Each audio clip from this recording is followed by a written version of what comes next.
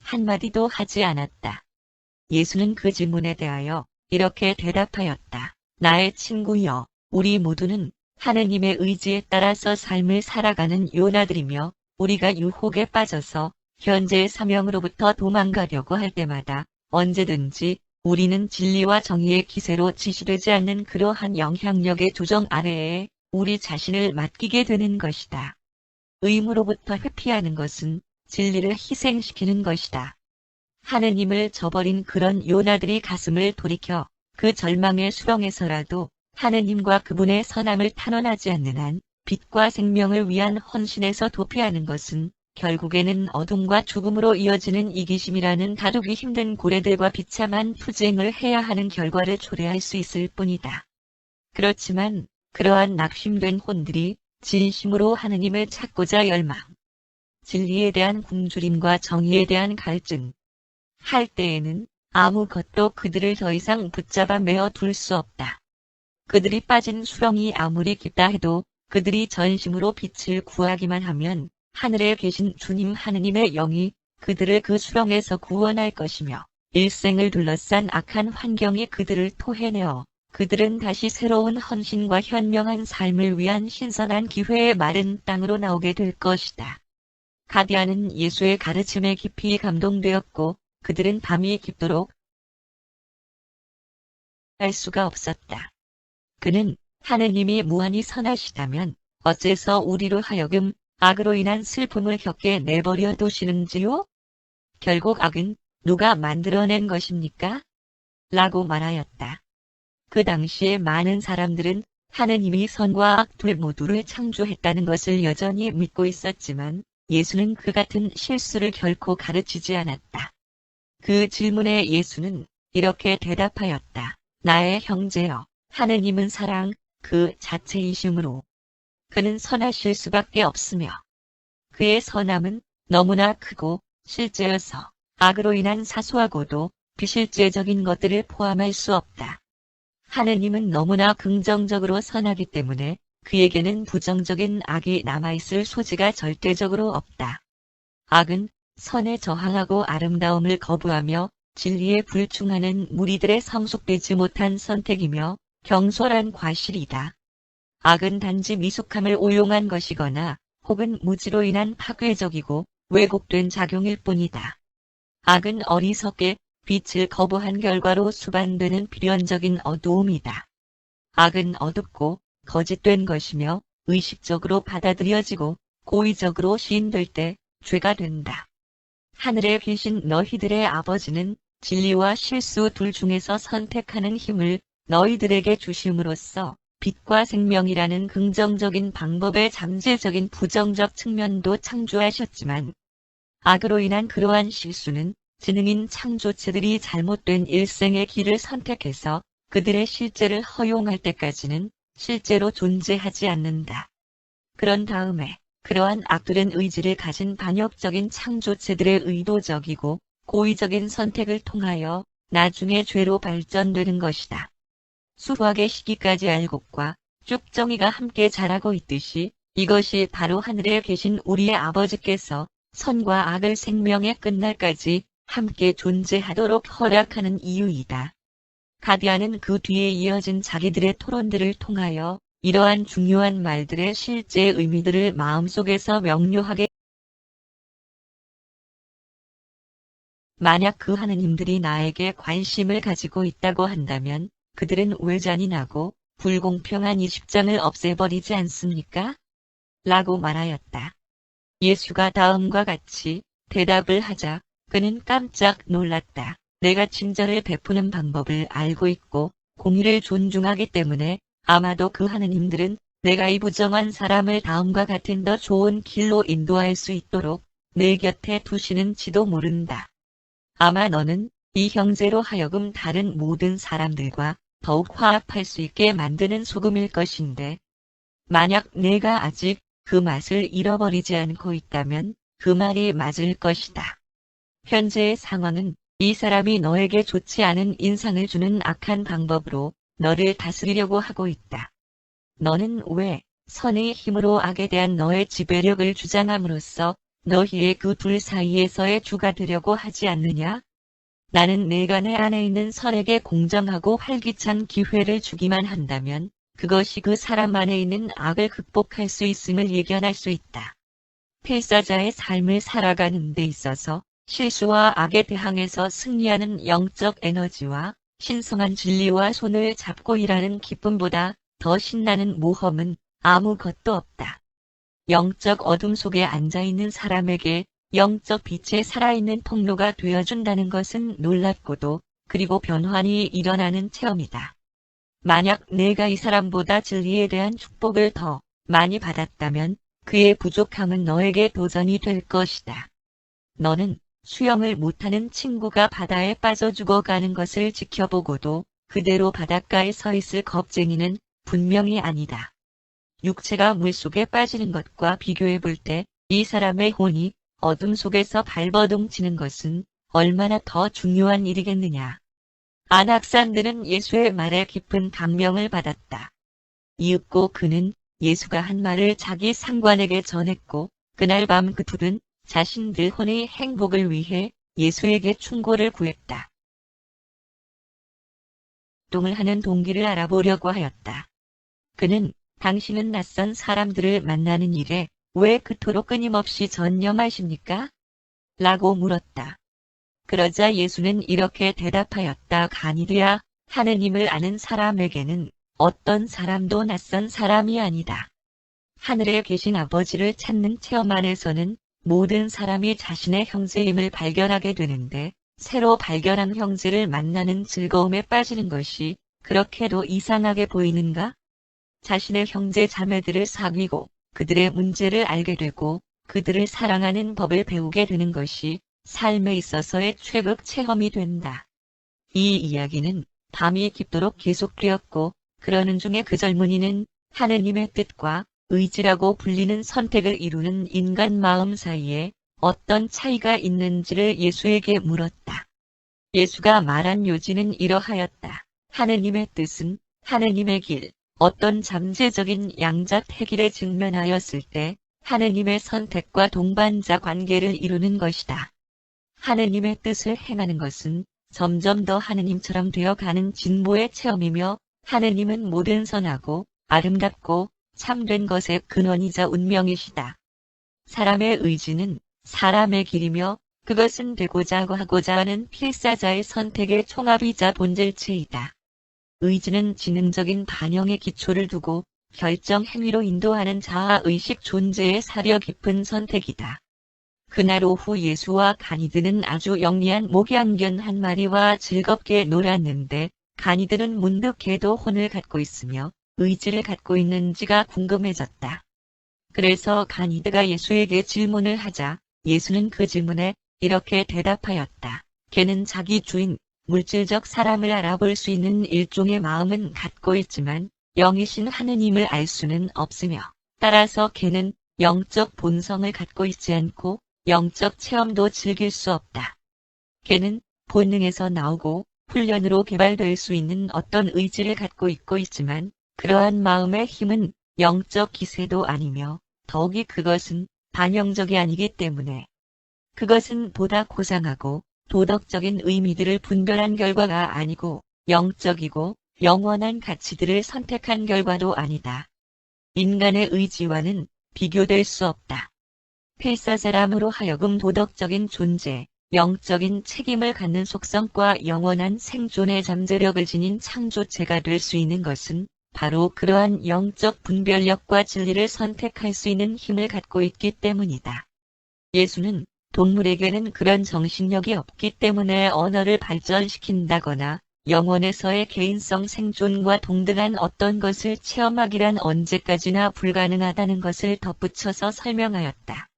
그날 예수의 가르침으로 인하여 가니드는 사람의 혼이 동물의 몸속에 이 문제 전반에 대해서 이야기를 하였고 고노대의 질문에 대해 예수는 이렇게 설명하였다. 동물적 실제에서의 물질 문제를 해나려고 내리는 일시적인 결정들로 온통 몰두되어 있는 인간 의지는 때가 되면 소멸될 운명에 처해 있어.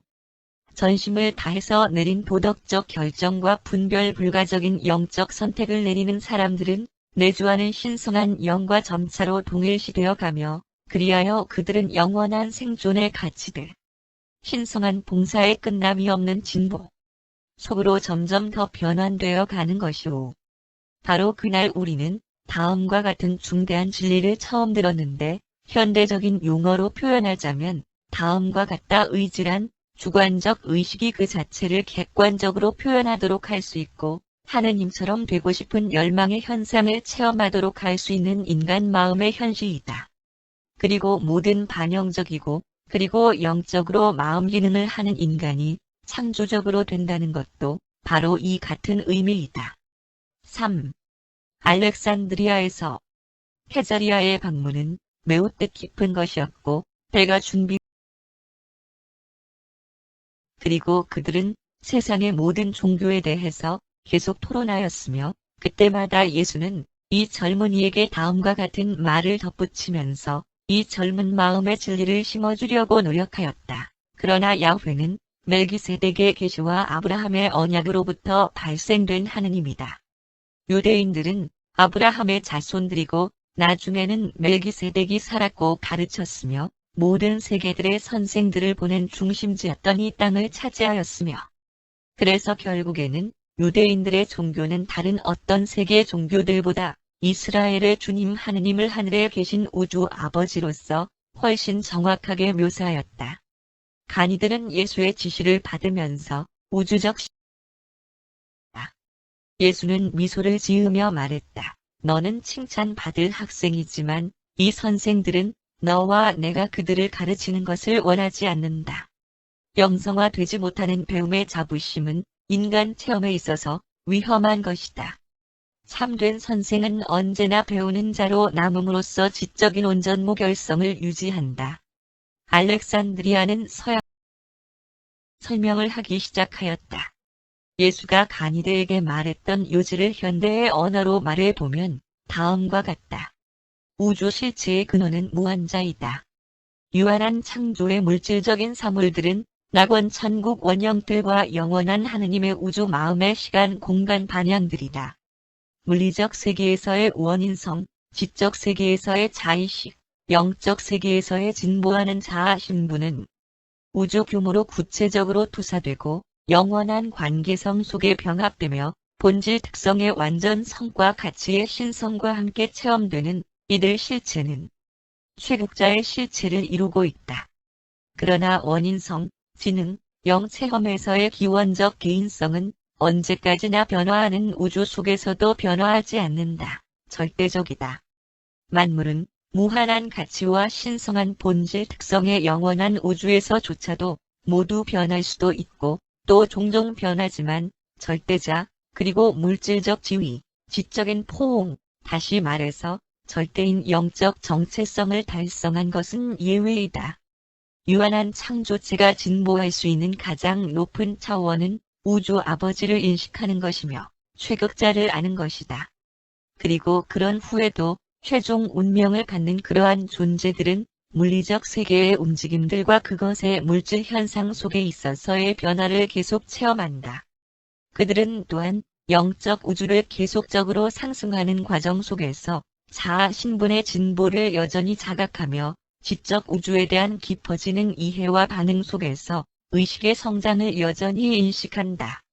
오직 완전 성과 조화와 의지의 일치를 이룰 때에만 창조체는 창조주와 하나가 될 수 있으며 창조체가 창조주의 신성한 뜻에 자신의 유한한 개인적 의지를 항상 맞춤으로써 시간성 속에서나 영원 속에서 계속 살아갈 때에만 그러한 신성의 상태를 얻을 수 있고 유지할 수 있다. 아버지의 뜻을 행하고자 하는 욕구는 상승하는 하느님의 아들의 혼 속에서 언제나 최극이어야 하며 그의 마음을 지배해야 한다.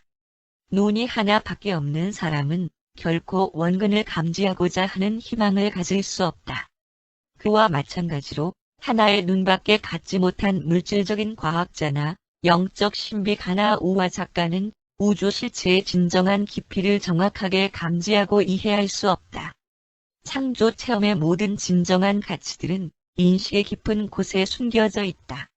마음이 없는 원인성은 조잡하고 단순한 상태로부터 세련되고 복잡한 상태로 진화할 수 없으며 또한 영이 개재되지 않은 체험도 시간에 사는 필사자들의 물질적 마음으로부터 영원히 생존되는 신성한 성격으로 진화할 수 없다.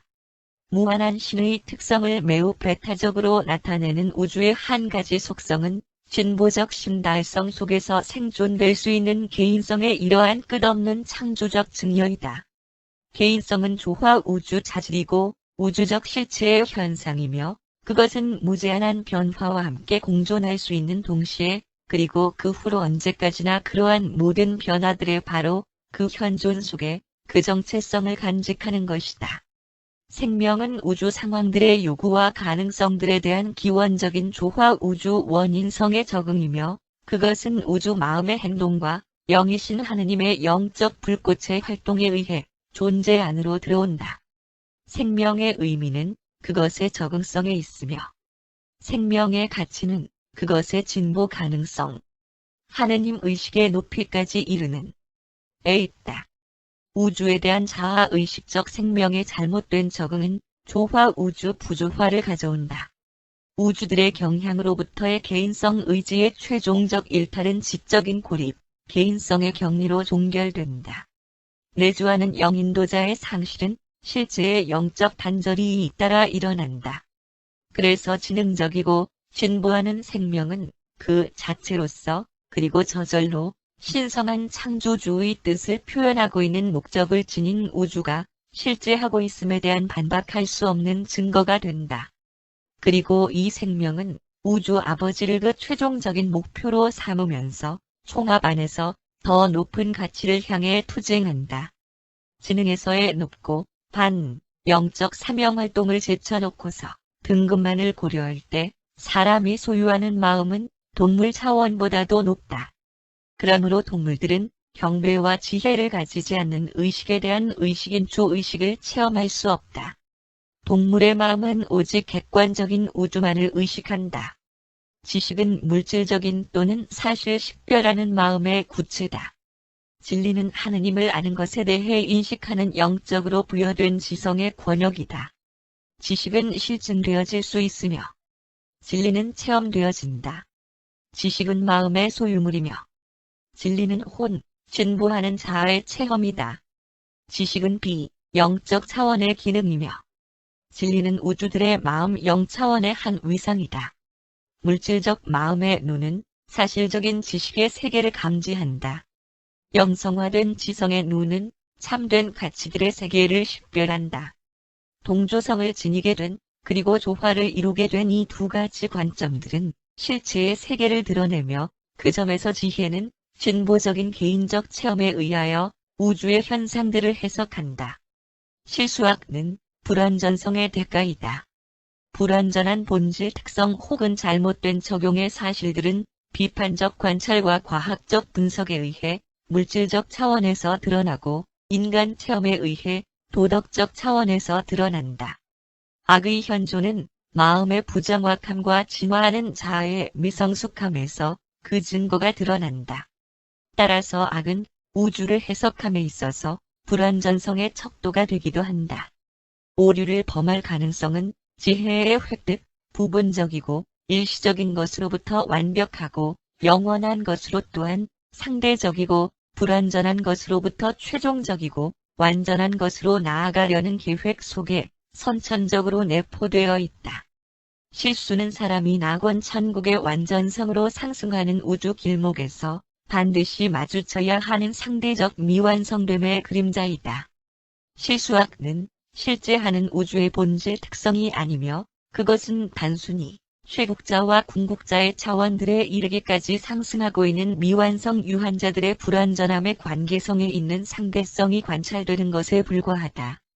비록 예수는 이 모든 것을 그 젊은이가 이해하기에 가장 적합한 언어로 그에게 말하였지만 이야기가 끝나갈 무렵이 되자 간이들의 눈은 무거워졌고 곧 잠에 떨어졌다. 그들은 다음날 일찍 일어나서 배를 타고 크레테 섬에 있는 라시아로 갔다. 이 출항하기 전에 그 젊은이에게는 악에 관한 의문이 여전히 일어나고 있었으며 예수는 그의 질문에 이렇게 대답하였다. 악은 하나의 상대성 개념이다.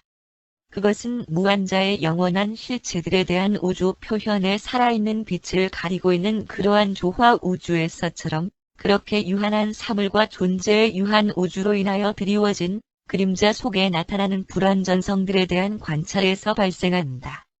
잠재적인 악은 무한성과 영원히 시간 공간 제한을 받으면서 표현되는 하느님의 계시에서의 필요가 되는 미완성됨 속에 선천적으로 내재하여 있다. 완벽함의 현존의 부분성이 있다는 사실은 실체의 상대성을 구성하고 지적 선택에 대한 필요성을 만들어내며 영, 인지와 반응이라는 가치 차원들을 수립한다. 일시적이고 제한된 창조체의 마음이 파악하는 무한자에 대한 미완성이고 유한한 개념은 그 자체로서 저절로 잠재적 악이다. 그러나 이들 기원적으로 선천적인 지적 부조화와 영적 불충분함에 대한 이치에 맞고 합당한 영적 정화에서 정당화되지 않는 결함의 실수를 증대시키는 것은 실제적 악의 실현과 동등한 것이다. 모든 정적인, 죽어있는 개념들은 잠재적으로 악이다. 상대적이고 그리고 살아있는 진리의 유한한 그림자는 계속 움직인다. 정적인 개념들은 변함없이 과학, 정치, 사회, 종교 등의 발전을 지체시킨다. 정적인 개념들은 어떤 지식을 표방하기는 하지만 지혜가 부족하고 진리가 결여되어 있다. 그러나 상대성의 개념이 너희들을 지나치게 잘못 인도하여 너희가 조화 우주 마음의 지도 아래에 있는 우주의 합동, 그리고 최국자의 영과 에너지로 말미암아 안정되는 통제를 인식하는 것에 실패하도록 허용하지는 말라. 5. 크레테 섬에서 이 여행자들은 섬을 산보하거나 등산하면서 단지 즐기려는 목적만을 가지고 크레테로 갔다. 상세하게 설명해 주었다. 그러나 예수가 작별 인사를 마친 후 정말로 떠나려고 하다가 갑자기 돌아서서 그에게 다음과 같이 말했을 때 그는 깜짝 놀랐고 또한 호기심이 발동하였다. 나는 내가 울적하게 홀로 있고 싶어 한다는 것을 잘 알지만 내가 피닉스에 이르는 가장 좋은 길을 안내해 받는 그런 관대한 도움을 너로부터 받고 나서 내가 이 산기슭에 머무는 동안 가슴속에 추구하는 운명의 목표에 이르는 가장 좋은 길로 안내해주고 도와주기를 간절하게 구하는 것에 대한 대답을 시도해 보지도 않고 아무 생각 없이 가버리는 것은 과히 잘하는 일이 아닌 것 같다. 내가 피닉스로 가는 가장 좋은 길을 잘 알고 있고 여러 번 그 길을 지나다닌 것처럼 나도 역시 너에게는 현재 꺼져버렸고 좌절되어진 그 희망과 포부의 도신에 이르는 길을 잘 알고 있다. 그리고 내가 나에게 도움을 원했으므로 나는 너를 실망시키지 않을 것이다. 그 젊은이는 거의 압도당하여 겨우 더듬거리면서 하지만 저는 당신에게 아무것도 요청하지 않았는데요. 라고 말하였다. 그러자 예수는 젊은이의 어깨에 손을 부드럽게 얹고 말하였다. 그렇지 않다, 아들아. 말이 아닌 너의 그 간절한 표정으로 나의 가슴에 요청하였다. 얘야, 자기 동료들을 사랑하는 자에게는 너의 시리와 절망의 표정 속에 도움을 요청하는 강한 호소력이 있음이 느껴진다. 자신에 대한 슬픔으로부터 사람의 형제 신분과 하늘에 계신 하느님을 섬기는 사랑 어린 행동들을 통한 기쁨으로 인도하는 봉사의 오솔길들과 행복의 대로에 관해 내가 이야기를 하는 동안 나와 함께 앉아있자. 그때 젊은이는 예수와 이야기하고 싶은 생각이 매우 간절해졌으며 그는 무릎을 꿇고 자신의 개인적 슬픔과 좌절감으로부터 벗어날 수 있는 길을 보여달라고 예수에게 간청하였다. 예수는 이렇게 말하였다. 나의 친구여. 일어나라. 남자답게 일어서라. 너는 작은 적들에게 둘러싸여 있고 많은 장애물들에 걸려 있는지 모르지만 이 세상과 우주에서 커다란 것과 진정한 것이 내 편에 있다. 태양은 매일 아침 떠올라 땅에서 가장 힘 있고 부유한 사람들에게 인사하는 것과 똑같이 너에게도 인사를 하지 않느냐? 보아라, 너는 튼튼한 육체와 강인한 근육을 갖고 있구나. 너의 육체적 자질은 평균을 넘는구나. 물론 내가 이런 산기슭에 앉아서 현실이거나 공상이거나 간에 자신의 불운을 한탄하고 있는 동안에는 그 육체는 단지 아무 쓸모도 없는 것이다. 그러나 만약 이루어지기를 기다리고 있는 훌륭한 일들을 내가 서둘러 시작한다면 너는 그 육체를 사용하여 위대한 일들을 이룰 수 있다. 너는 너의 불행한 자아로부터 달아나려 하지만 그것이 이루어질 수는 없다. 너와 너의 삶의 문제들은 실제이며 내가 살아있는 한 너는 그것으로부터 피할 수 없다. 그러나 내 마음은 명석하여 맑고 능력이 있다는 것을 다시 보아라. 너의 강인한 육체를 다룰 지능적인 마음을 가지고 있는 것이다. 문제를 해결하도록 너의 마음을 작동시키며 너의 지성이 너를 위해 일하게 하라. 생각 없는 동물처럼 더 이상 두려움에 지배당하지 않도록 해라. 내 삶의 문제를 해결하는 데 있어서 지금까지 내가 비굴하고 겁 많은 노예와 패배와 좌절에 묶인 하인과 같은 상태에 머물러 있기보다는 오히려 내 마음은 용감한 연합군이 되어야 한다.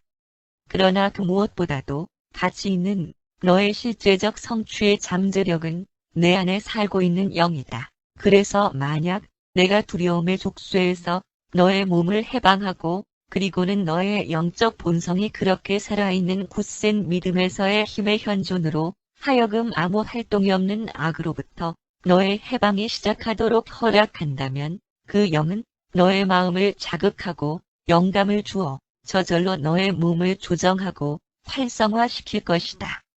그리고는 곧바로 이 굳센 믿음은 내가 하느님의 자녀라는 것이 내 가슴 안에 탄생되어 있는 의식으로 인하여 내 혼을 즉시 온통 채워 넘쳐 흐르게 할 새롭고도 모든 것을 지배하는 너의 동료의 의사랑의 그 억누를 수 없는 현존으로 인하여 사람에 대한 두려움을 정복할 것이다. 내 아들아, 너는 오늘 다시 태어났다. 신앙과 용기의 사람, 하느님을 위해 사람에 대한 봉사에 헌신하는 사람으로서 되살아난 것이다. 그리고 내가 내 속에 내재하는 생명에게 재조정되었을 때 너는 또한 우주에 대해서도 재조정될 것이며 너는 다시 태어난 영의 탄생 것이고 그러므로 너의 모든 일생은 승리의 성취 속에서 하나가 될 것이다.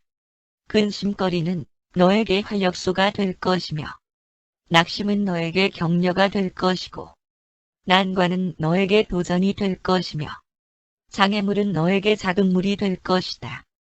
젊은이여 깨어나라. 굽실거리고 도망 다니는 겁쟁이의 일생의 작별을 구하라. 그리고 서둘러 너의 임무로 돌아가서 육체를 가진 하느님의 아들로서 이 세상에서 필사자의 기품 있는 봉사에 헌신하고 영원 안에서 하느님을 섬기는 뛰어난 그리고 영원한 봉사에 운명된 사람으로서 살아가기 바란다.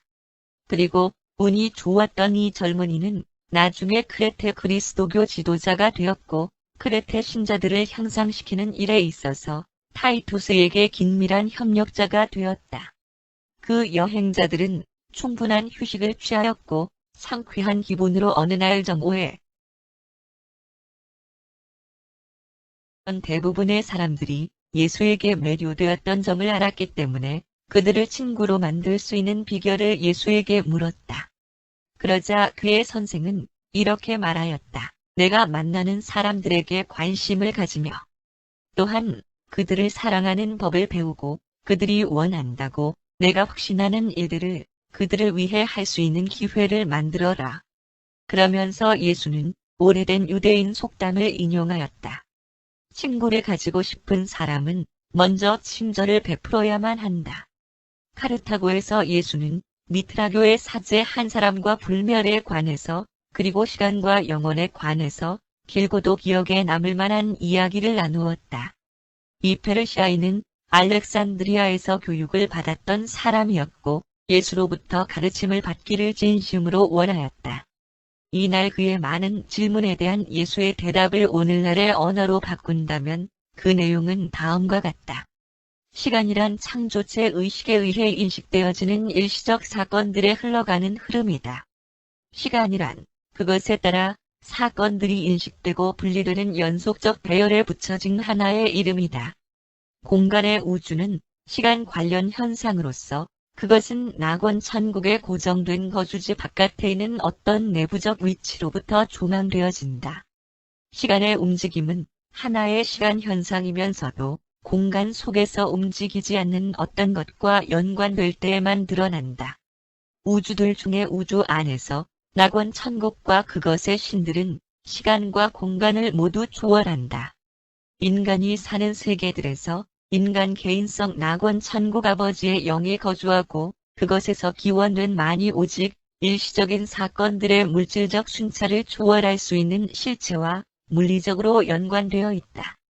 사람과는 달리 동물들은 시간을 느끼지 못하며 심지어는 사람에게서도 그의 부분적이고 제한된 시야 때문에 시간은 사건들의 연속으로 나타나지만 그러나 사람이 좀 더 상승함에 따라 좀 더 안쪽으로 깊이 들어감에 따라 이 사건의 진행에 대한 넓어지는 시야는 그것의 전체성 속에서 그것이 점점 더 식별되는 그러한 것이다.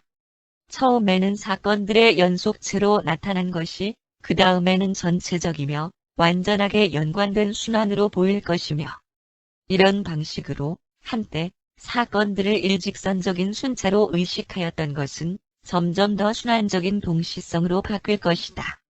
시간에 의해 조건 지워짐에 따라서 공간에 대한 개념은 7가지로 달라진다. 공간은 시간에 의해 측정되지만 시간은 공간에 의해 측정되지 않는다. 과학자들은 공간의 실체를 인식하는데 실패하였기 때문에 더욱 혼란에 빠지게 되었다. 공간은 우주 대상물들의 관계성 속에 있는 변화에 대한 단순한 지적 개념이 아니다. 공간은 텅 빈 것이 아니며 사람이 아는 유일한 것은 공간을 부분적으로라도 초월할 수 있는 것이 마음이라는 점이다. 마음은 물질 대상들에 대한 공간과 관련된 개념과 관계없이 작용할 수 있다. 공간은 창조체 지위의 모든 존재에게 상대적이고 비교적 유한하다. 의식이 7개의 조화 우주 규모들에 대한 인식에 가까워질수록 잠재적인 공간에 대한 개념은 더욱 궁극위에 가까워진다. 그러나 공간의 잠재는 절대 차원에서만 진정한 궁극이다. 우주적 실체가 확대하고 있다는 것, 그리고 상승하고 있고 완전을 이루어가고 있는 조화 우주 차원들에서 항상 상대적인 의미를 갖는다는 것은 분명한 사실이다.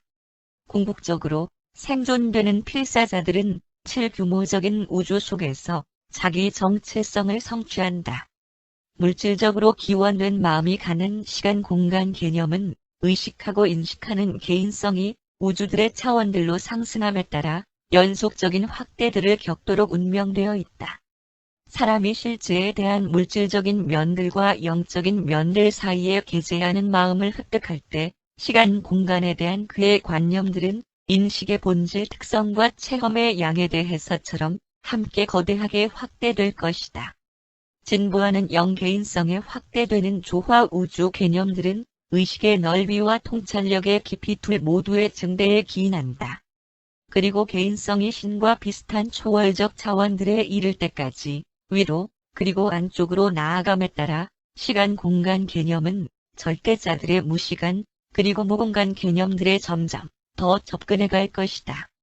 상대적으로 그리고 초월적인 성취의 정도에 맞춰서 궁극적 운명의 자녀들은 절대적 차원에 대한 이 개념들을 선망하게 될 것이다.